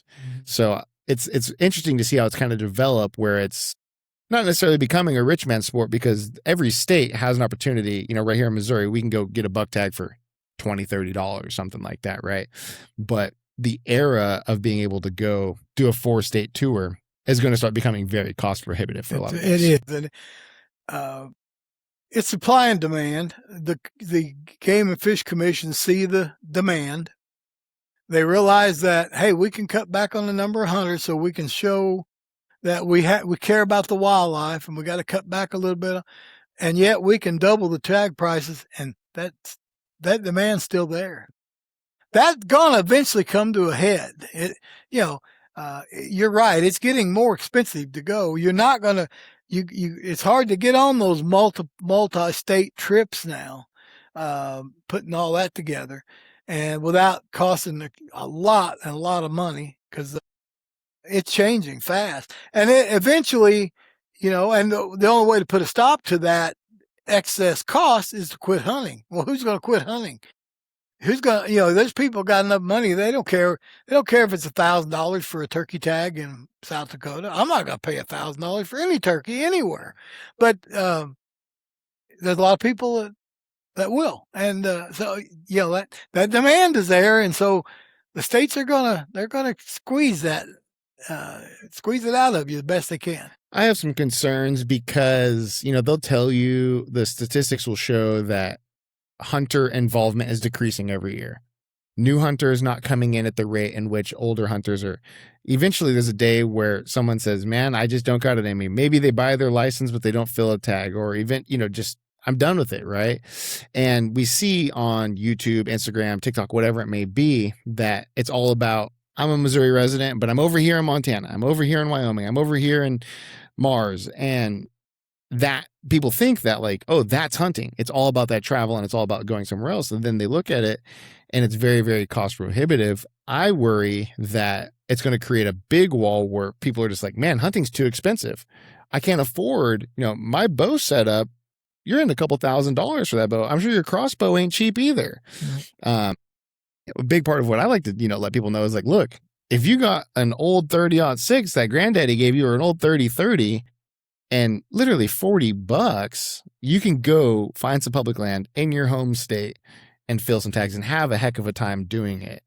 Now, if you're crazy about hunting like you and me are, save every dollar that you can get to go buy you a Colorado elk tag for $1,000, Utah elk tag $1,000, or maybe it's a South Dakota deer tag, whatever it may be. I think we just got to be a little bit more diligent about it. And I know people will say the economy is crazy right now and it's hard to save that money, and that's true. So maybe you can't hunt elk every year. Maybe it's every other year. I guess my message to the people is that if you really got that thing in your blood, in your brain where you can't let it go, you got to find a way, and people will find a way. So yeah, it's one of those things that I'm always trying to keep people optimistic about, because the energy in the room around regulations and changes and fees can get negative quick. Yeah. Well, the other thing is sadly that hunting certainly is shown as a negative thing to most kids today. Most teachers and people of influence are not pro hunting. Don't want to talk about it, and maybe even talk against it. Our kids are fed that. The age of the cell phone and the audio video stuff. Kids are occupied. They got lots to do. It's challenging and interesting stuff. They got lots of stuff to do. Some of it good, some of it not good. But they have opportunity. So that's where, and that's certainly slowing down the number of new hunters coming in and the techniques of again, who doesn't kill turkeys anymore? What kid can't kill a wild turkey? Yeah. I remember the day when men couldn't kill wild turkeys. Mm-hmm. What kid cannot kill a wild turkey today? We made it real easy for. What kid cannot kill a white-tailed deer today? I remember when anything that had hair on it was a friggin' trophy. And you very seldom saw them because there wasn't many of them. But what kid? Yeah. I mean, they go do it. And so there's a part that the challenge and that drive to succeed isn't too difficult anymore. So what has that been like? Because you have been hunting long enough where, like you were saying, white-tailed deer was a rare sighting to the point now where there's never been more bucks. And turkeys, it's kind of had a little bit of a bell curve up and down over the years. Has it been, I mean, I would imagine you just got to be like, man, this is exhilarating. Seeing the whitetail population get to the way it is and year over year seeing more and more animals on the landscape. Is that kind of the sentiment you've had about it over that kind of? Oh, it's amazing. What I struggled and fought weeks and even months to find. Now I see it every day, whether it's turkey or deer. I'm blessed to. The Conservation Commission in the state of Missouri did an awesome job on the turkey restoration and white-tailed deer. Those old-time biologists, in the 60s, 70s, and early 80s, those guys knew what they were doing. And it was booming. And I went from maybe finding 3 or 4 gobblers in an entire county to hunt. I find 15 on one property. Went from that. It's like, that is exhilarating. It's amazing. And going from sitting and not seeing a single deer out of a tree stand for 3 months. Now, I'm a poor hunter, okay? But my earliest days of bow hunting, I sat in a stand. I never saw the first deer out of my stand. Now, part of it is I didn't know where to put stands back then. I didn't read sign well back then. But you think if you sat, and I hunted a lot, you'd sooner or later see one. It went from that first year of bow hunting out of a tree stand to seeing nothing to, oh my gosh, I see 15 bucks a night on the right farm. See 50, 60, 70, 80 head of deer on the right ranch in a field at night, every night. And therein lies, it's like almost a catch-22. That's the greatest story of wildlife comeback, but it's made it so much easier for people. So when I had to learn to work extremely hard to get myself on something with hair on it, it didn't have to be a buck. You had to put a huge amount of effort. I think it built that character in you, built that drive in you that is not being built today. I don't know how to explain that. It probably sounds stupid, but for my grandkids, very seldom did we take them out that they didn't have action. I mean, there's deer absolutely everywhere. And that's kind of like I was saying earlier, is now we have the opportunity to be a little bit more picky choosy on how we want to take deer. Not just, oh, this is probably the only deer I'm going to have a shot in bow range, right, to now being like, well, if he's not coming in from the west with the sun at this, yeah. We've become very picky and very spoiled, and it's still hunting and it's still fun, but there's something, the ingredient that's missing is the passion and that desire that you build up from being frustrated, from being whipped, from being, totally go without an opportunity, and still yet you drive and drive and drive to succeed. it builds something internal in you, and I see it in a lot of the old timers. But I don't think the younger guys, younger gals they don't have that drive to make it happen because their success rates are so much higher today. They don't have to have the drive anymore. They just go hunting. I'll go kill one this weekend. Yeah. Okay, and they will. Yeah. Well, and like you were saying, how there's so many distractions nowadays where I've found that younger folks, they almost have a hard time finding something to be passionate about because you can get into anything and you can find anything. And I think with so many options, it's hard to get obsessed, absolutely obsessed, where like I think about, even just deer hunting for me, it was like I'd be at my granddaddy's house and the only thing I'd want to do is either be watching the Outdoor Channel or he had this African safari little video game on the computer that was, so outdated and old, but I would just love it because you're shooting animals, right? Mm-hmm. And then staring at his mounts and this type of stuff. And then, when I got older, it's buying every book that I can get my hands on. I'm a big reader. And now my library is full of hunting books, all sorts of stuff. Half of it, I'll read it. And I'm like, this is bullcrap. How did this thing ever get published? But it did. And I read it. And so, they got my $10 for the book or whatever. Well, and that all is good stuff. You're gaining knowledge, even if it's learning not what to do. Right. You read through that and say, nah, that piece ain't right. I'm not going to take that verbatim. And that's part of driving to learn, to be educated to that. That drive is not built into a lot of you. You take away the game cameras, the feeders, half the hunters will quit. Yeah. They'll quit. And that's scary, because I just believe the passion's not there. I try not to run too many cameras. To me, it kind of ruins the moment a little bit. Because if you're like, oh man, there's this one buck on camera, I have to shoot this buck. This is the only buck. And then another amazing buck walks by. Well, you're like, well, it ain't him. And it's like, but that's the one the Lord blessed you with. Be happy with it. And so I try not to run too much. And, they'll tell you, these guys, call them influencers, TV personalities, whatever, who might be, hey, we got this one buck on camera. He's coming to this Iowa farm. Come down on Thursday. He'll be right here, ready to go. You take that same joker, bring him down here into these hills. He'd be lost in the field mouse. It's a different game. And I use cameras. Mm-hmm. I got a whole pot. I use the cheapest ones I can buy. I'm not into the cell cams and all instant data and all that. I know that's great. I got a grandson, he's into that. Not me. I just use the cheapest old cameras I can find, and they're very informative. There's several deer that I've killed, and there's a couple elk I've killed, and last antelope I killed was all due to the game cameras. I didn't do much. I just looked at the pictures. Oh, okay, now I need to be there. Yeah. Easiest hunts I've ever had. The camera killed the deer. The camera killed that bull. The camera killed that antelope. Not me.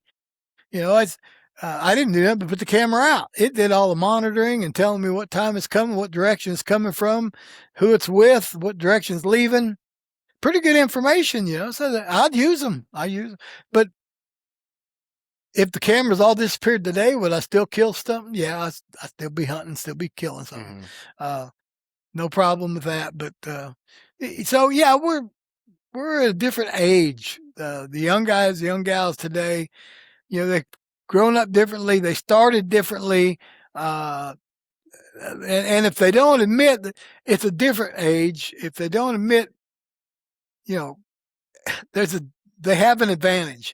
We have bigger numbers of whitetails for the most part, bigger numbers of wild turkeys. You have now the trail cameras that are automatic and instant, and you can bait them and you can do this. It's made life a lot easier. And it sounds like you were always somewhat of an early adopter of new technology. I mean, you were so involved in the industry. Was there stuff like the trail camera, or, you said you had some hesitance towards the vertical bows when they first came out, but it seems like you quickly started to adopt some of the new technology. Absolutely. And can you blame people? I'm not throwing stones at anybody for the way they hunt. I can't blame them at all. Like I said, I use trail cameras, so I'm not against it. Now, if they threw them all away tomorrow, I'd still be hunting and hunting hard and doing my thing. But yeah, I mean, when I first looked at compounds, it's like, no way. That's that's not even fair. Wrong. Yeah. It is fair. It's still archery to a degree. You're still limited on your shooting. Most people are. Now, some guys take them and shoot 100 yards and drill. That's great. I can't do that. Mm-hmm. So I went from, let's say, my recurve at 25 yards was my limit. I went from 25 to 40 with that compound. All of a sudden, I've extended that range 15 more yards. All of a sudden, brought that trajectory down to a flat level trajectory. I'm shooting through stuff instead of over stuff, and on and on and on. And I can draw it back, and I can hold it a little longer, and not quite as much movement, and on and on and on. So yeah, you gravitate to that because it makes you more successful. Mm-hmm. And so whatever the innovation is, whether it's a grunt call, I never hunted one. Well, once I thought, well, maybe I'll try it, and all of a sudden I'm hunting with it. It's helping me kill stuff. A lot of deer in here died to the grunt call because I came up with the darn thing. And a lot of deer, I don't know how many deer have died because of the grunt call, but it's a lot. Mm-hmm. And some good ones. And I'm a part of that. And part of me is happy because those guys were successful and it gave them something that was true and real. And part of me is like, I wish I'd never invented it, because a lot of those deer would have walked. I wish I'd never promoted Black Hills turkey hunting or turkey hunting in the Ozarks. I wish I never did a video on how to. I did the first cassette tape on owl hooting, teaching people how to owl hoot with their voice. First one ever hit the market. I wish I'd have never taught people, because now you go to the hills and everybody's choking on their mouth, their owl hooters, Well, it isn't just me. It's guys like me that were sharing that information. Then the other side of me is happy as a lark. I love seeing guys learn something and go put it to practice and make it work, make it more effective. So it's back to that catch-22. Danged if you do and danged if you don't, Right. I'm reminded of this sort of like phenomena. Like, for example, history will show that technology gets quote unquote discovered in different parts of the world without forms of communication simultaneously, whether it be the bow and arrow in Mongolia and Africa or whatever. Was there ever any competition for the grunt call when it first came out? Was there somebody from, California who was like, I had the same idea at the same time? Or it was like, you got this? No. I call them downloads, like the Lord just sending us a message. Yeah. And sometimes it's simultaneous, but it seems like this was for you. Absolutely not. There was no other.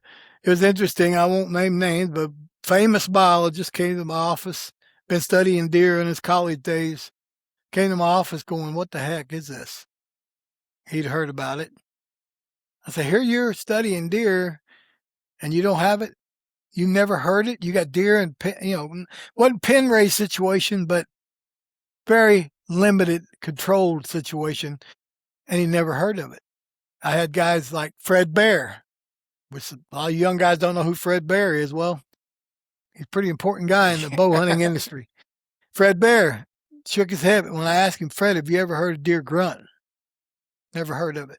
Jim Doherty, one of the greatest archers that I know, that I personally hunted with, that people have kind of forgotten about, but I mean, the man, Jim Doherty, bow hunter, never heard of it. Wow. No other company ever heard of it, ever talked about it. It was interesting that literally a year after I developed the first call, we put it in the SHOT Show on the shelf, in the booth, and a gentleman, I can't remember his name, Henry was his first name. He was an Amish or a Mennonite, came into the booth and come up to me and said, I see you beat me. Okay, so he had an idea too. He had a call. Yeah. But the guy, remember, I had developed a call a year prior. Right. Because it was now on the market. Henry come up and he pulled this call out of his mouth, out of his coat, and he blew on it. It was the grunt. Okay, so he said, somebody who you beat me. Yeah. And I said, what do you mean? He said, I just discovered this. They raise deer. He those people were raising deer wherever they were from. He's from down south somewhere. And they had heard those captive deer, a captive deer make that noise. And he was smart enough to build the call. He built it out. It was like out of PVC, but it sounded pretty darn good. He pulled it out and blew it for me. And I said, well, yeah, I guess we did. We, come out with it. He said, it's going to be a good one. I said, it's no doubt about it. It works. He said, oh, yeah. Yeah. And that's the last I ever saw him. Never did. I don't know if he ever marketed. I never did hear no more about that guy, but he was the only guy, which the call had been talked about, had been already publicized to a degree. So I don't know if he came up with actually on his own or once he heard about it, got to looking for it. But anyway, he was the first guy that come to me that had any prior knowledge to grunting deer. The second guy that came to me was a guy by the name of Larry Richardson. And Larry was some type of wildlife biologist for the state of Texas. And Larry did a cassette tape. It was a year or two after I came out with that call that was called The Acoustics of Whitetail Deer. I've still got one here somewhere that Larry sent me. And he had captured that grunt in captivity. He had the first actual audio of a grunt deer that anybody that ever knew. And it came after the call came out. But it got them triggered to saying, what are we missing here? Mm-hmm. And all it did was give validity to our call. That so yeah, you guys do this. You had kind of got it out there, put it into the environment, and it obviously, created some ripples a little bit. People got good, bad, or indifferent. People were talking about it. Now, what do you think was that true sort of breakthrough moment for the grunt call where you're seeing sales, shoot through the roof? Was it a film? Was it a SHOT Show? Was it? It was a combination of all. I mean, I had enough friends in the outdoor riding industry that trusted me, that knew I wouldn't blow smoke up their behinds.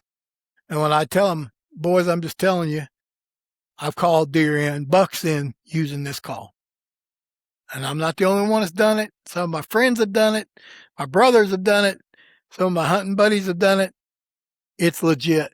And they believe me enough to go ahead and make some mention. Kathy Etling, there's a magazine on one of these shelves, Outdoor Life. I guess if you looked at one magazine article that blew it open, it was her article on grunting deer. And all it did, she gave me a little blurb in the calling of whitetail deer. It had all the rattle guys and the scent guys, had me in there as, hey, try the grunt. Kathy Etling wrote that in the Outdoor Life magazine. It's sitting up on the shelf somewhere. It's interesting. I look at it once in a while. That's the early 80s. I mean, early to mid 80s anyway, that she wrote that. And so it kicked it off. A little bit of video showing a buck coming to a call. The biologist selling cassette tapes now of bucks grunting. The other manufacturers coming on board saying, oh, look what we got. We got the best grunt deer call. Ours goes in and out. Okay. It was the combination of everything that made it just take off. So you guys didn't bother getting a patent on that? Like I said, I'm not a very educated man. At the time that I invented that design, I guess I was just so happy to be in the hunting industry that here's something I can give you that I know will work. It's the best thing I had to offer. I mean, I was a competition caller, a really good game caller. I could sell calls. I could kill stuff on video, la-da-da. But this was the best thing I could offer you. There's a secret that I use that works. I wasn't thinking about money at all. I wish I would have been, to be honest with you. I left millions of dollars sitting on the table.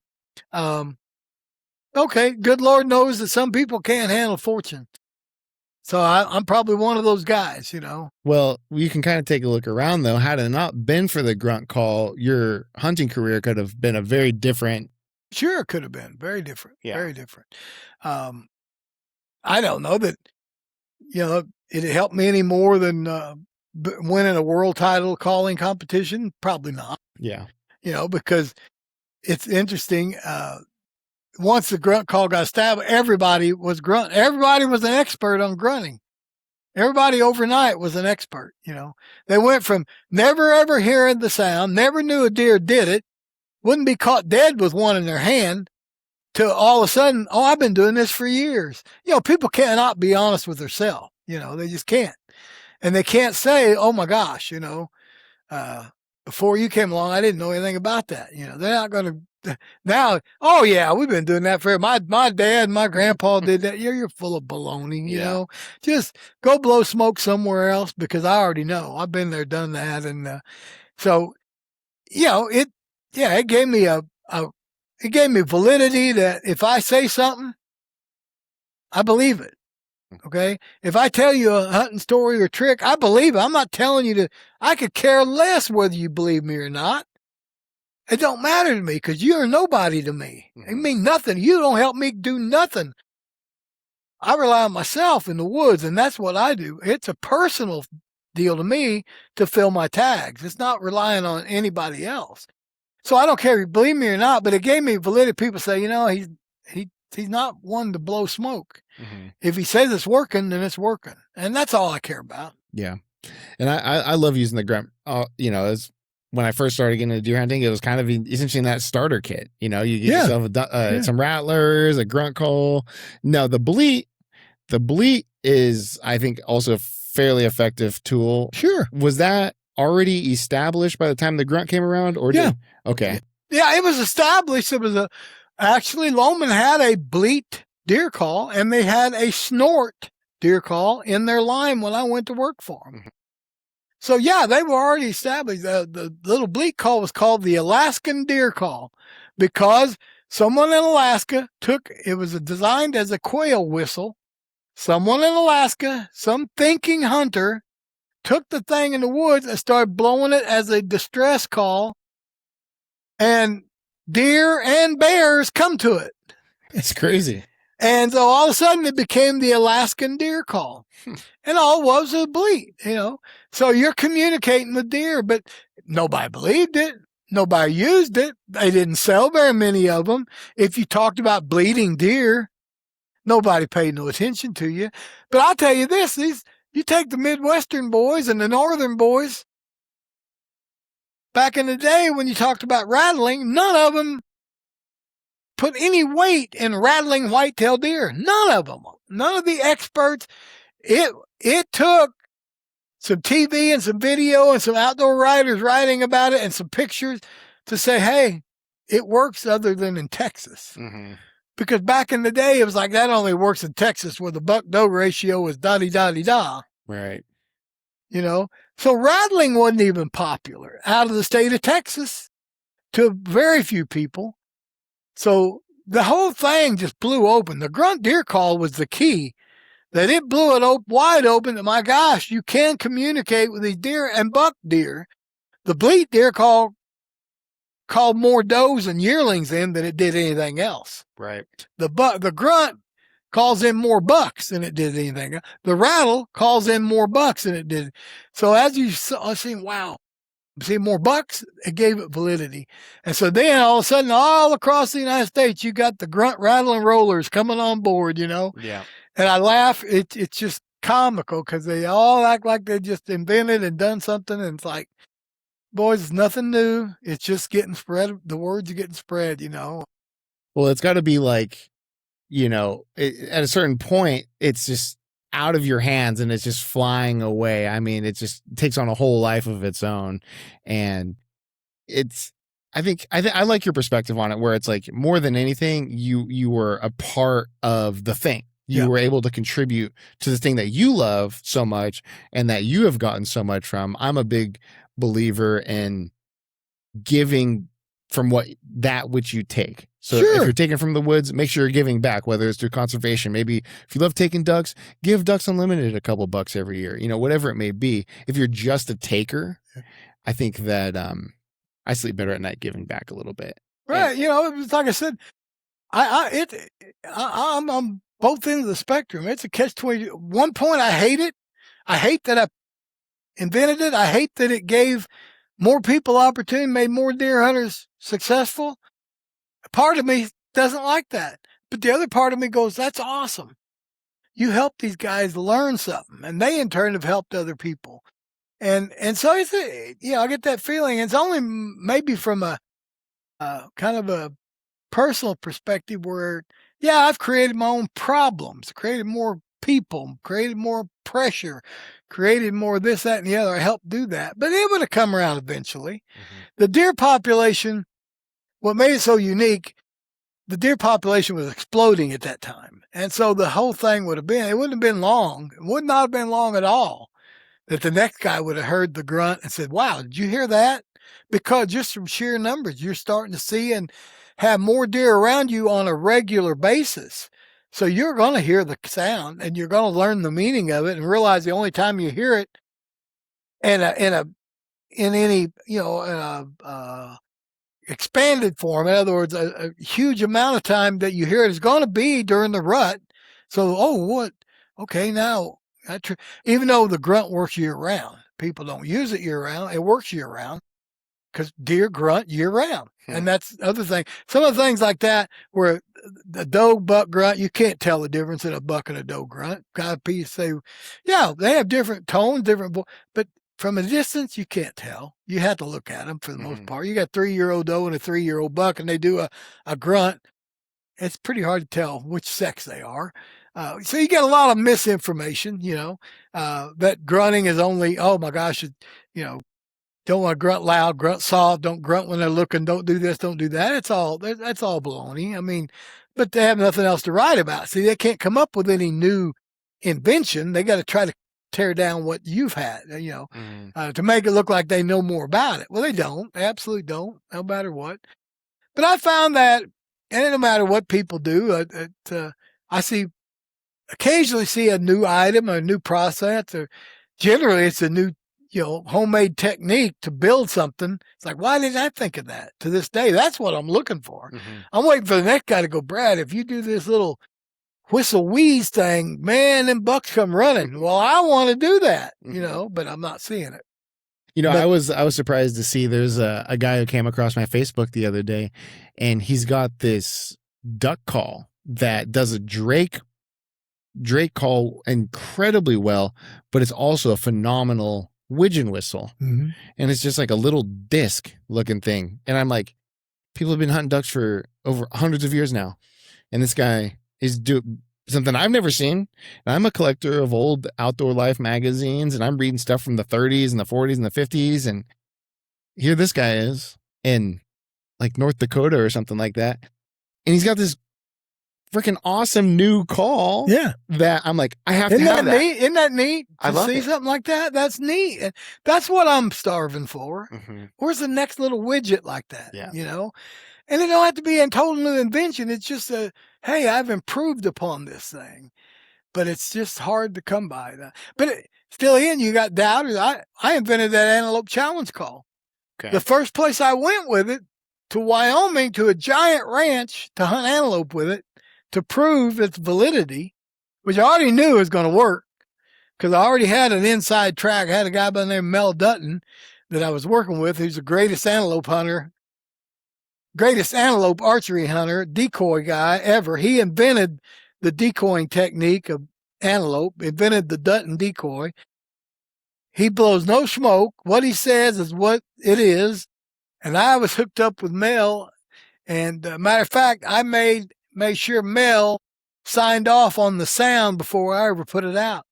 I flew him into Neosho, put him 200 yards from me, and I had all these samples of this challenge call, and I would blow them at him, and he would have his back to me, sit there, and he would thumbs down, thumbs down, thumbs down. Finally he went, that's it. And he put his hand down, hit again. That's it. That's the sound. That's how we basically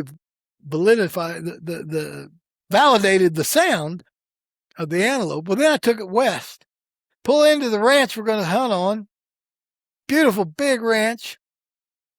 Guy owned it. Great guy. Met us at the door. We're talking. We're visiting. Oh, antelope everywhere. And there was antelope everywhere.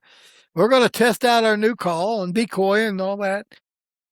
And we're talking, we're unloading gear. And this old rancher been raised there all his life on that ranch. He said, "How you boys going to hunt these antelope?" I said, "Well, sir, we're going to call them and decoy them." And he looked at me and he goes, "Well, I've heard of decoying, but what's this calling thing? What do you mean calling?" I said, "Oh, yeah, we've got a new call called the Antelope Challenge Call. It's a wheeze." He looked at me. He shook his head like you're shaking your head right now. He's like, "I got a couple of crazy guys on my phone." That's exactly what he thought. He looked at me and he just, matter of fact, said, "You're nuts. I've lived here all my life.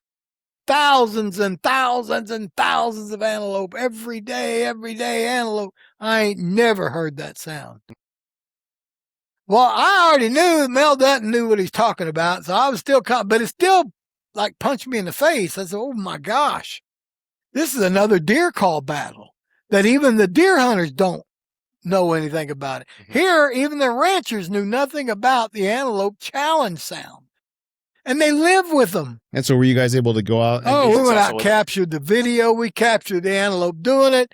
We called antelope from a mile away using it. It was like golden. And so was this ended up being a Loman's call, or was this okay? The Loman Antelope Challenge Call.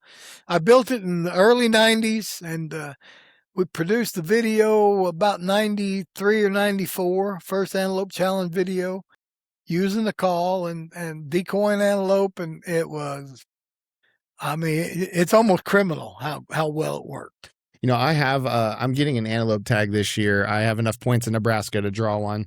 So I'm thinking about heading out there to do that. And I might have to pick one of these up and give that a try if it's still out there and still available. Decoying antelope and calling antelope it's like hunting turkeys that are gobbling and bull elk that are bugling. So when you put up a decoy and blow the call at a buck antelope and he's in the wide open 150 yards away and he peels his ears back and he starts running at you at 90 mile an hour, as fast as whatever antelope can run, and he acts like he's not even going to stop. Yeah. Till he gets about 15 yards, 20 yards, and he slams on the brakes, looks at you, turns broadside. Almost every time. Wow. That when you get them tricked.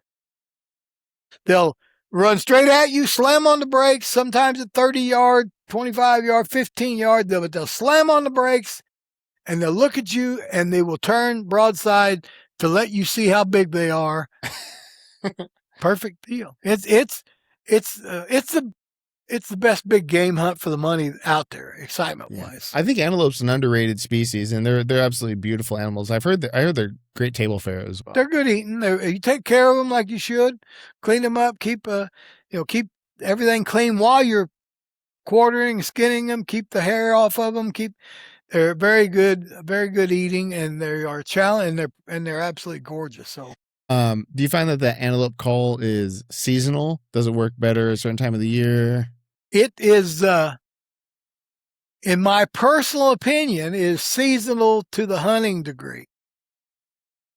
But last spring, and I had outdoor writer Michael Pierce standing right next to me on a hillside in the Black Hills, and an antelope blew a challenge sound, snorting challenge sound, and turkeys gobbled at it. Huh.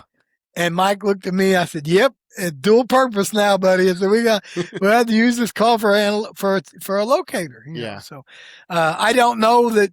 I would assume antelope are like deer. They communicate. I don't know if they use that specific. It's a snort wheeze type sound, like a laugh. Okay. And I don't know if that's just for the rut, but the only experience I've got with it is during the rut, and it works very well. And it's the only ones I ever heard do it was bucks. I've never seen a doe make that sound.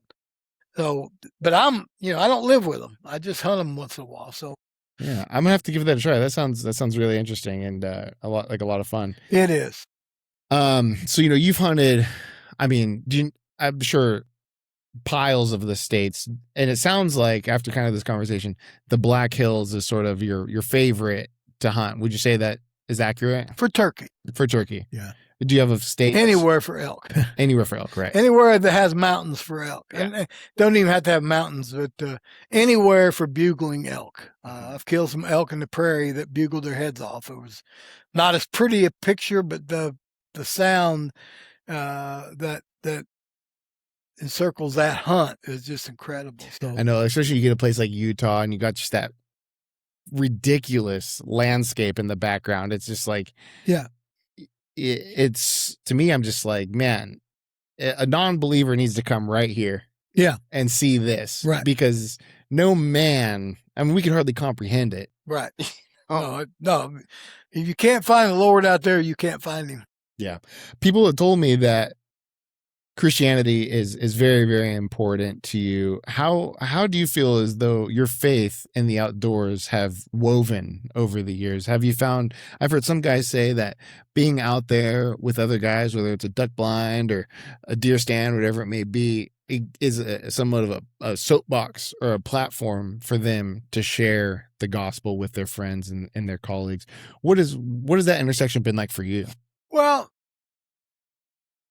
one thing, it certainly has given me the opportunity to share my faith with people. So the hunting industry has been a big blessing. For the last 40 years, I've spoken at many men's retreats and wild game dinners, and I still do to this. The only seminars I do today is faith-based seminars around, ministry and outreach. And my only target is the outdoorsman.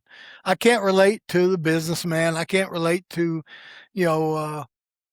whoever, but I can relate to outdoor people because of a shared passion for the outdoors. So it gives me an opportunity to share my faith in the realm that I believe God wants me to share my faith. And it also, outdoors has solidified my faith in general. And because like I said a while ago, you can't sit out there and see the things I've seen and do the things I've done and not realize that there's a higher power. 100%. Yeah, you just can't. Anybody that says and I get a kick out of that because I've seen that with people that are anti-hunting or anti-whatever. And to see people that didn't believe in God had seen things that so overwhelmed them in the outdoors that it's like, wow, yeah, now I know what you're talking about. Yeah. I found that the anti-hunting crowd, they're usually not the closest to the Lord. And, they don't also strike me as necessarily the happiest people. And it's hard to say that that's not correlated. I know that my relationship with the Lord has given me confidence in so many occasions where sometimes when I don't have the answers and I could just say, you know what, I don't got it, but I know the Lord has it for me, and I'm just going to keep pushing forward. And sure enough, I always land on my feet. Yep. And mud's not on my face. And it's something that I'm just like, you want to grab these people and shake them and be like, God, can't you see how amazing the Lord has been to me and to my friends? But I always, someone gave me a piece of advice not too long ago. They said, sometimes you need to get out of the way to let the Lord. Well, you got to let the Lord work. And that's where I find myself getting in more troubles when I try to work. Mm-hmm. And I don't allow him to lead me. I want to lead myself. And that causes problems. I learned that a long time ago. He didn't call me to be a preacher. I'm not the guy to quote Bible verse and preach to you. I'm the guy to share with you, share our passions, and then challenge you on how do you think all this came about? Do you actually believe that, an explosion, evolution made it? Come on now. I mean, come on, let's go look at this, And he's done so many great things in my life. And the more I step out of the way and let him lead, the better I've been. It's been phenomenal, It only muddies up when I get in the way. Yeah, absolutely. I found for me the best sort of thing I can do is to present myself to the world in a way as a Christian and allow my actions to be an inspiration to others. And through that, if they say, man, I love how this guy does X, Y, or Z, whatever it is. And they look and say, oh, and he's a devout Christian. He gives all the credit to Jesus and the Lord. I hope that they can find inspiration from that. Sure. And that's where, right.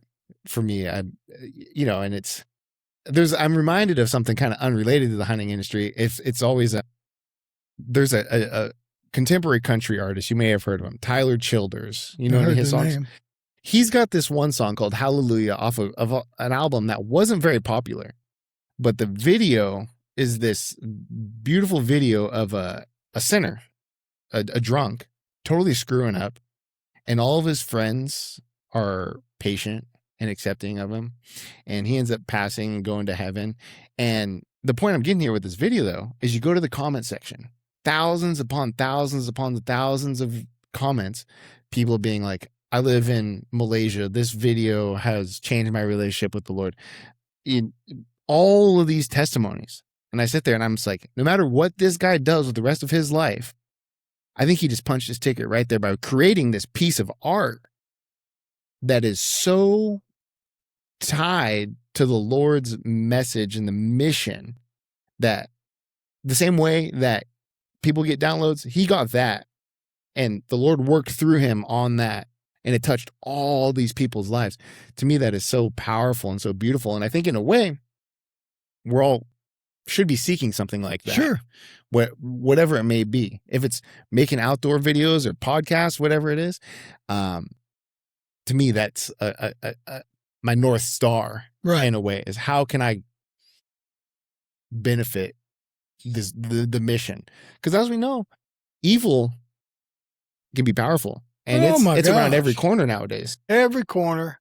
And I mean, I've been tripped up many times, and I just got to keep turning back to God, because I'm not capable of running this mission on my own. I can't. I couldn't have done it for the last 40 years. I couldn't have done it without God. And I would have never been successful at anything without him. And I would have messed it up, because I sure tried, and he sure keeps me straightened out. I mean, he's had his hands full, but he's done a great job, and he's blessed me with a great opportunity that in the early days, that somebody said, well, how'd you get where you were at? I might have said, because I work hard at it, because I'm good at what I do. It's not that. God gave me, he knew I could only do certain things, and this was one thing he knew I could do. And so he allowed me to have this opportunity, and I've tried to share my faith in him the best way I could throughout the years. That, because I give him all the praise, all the credit, all the glory. It's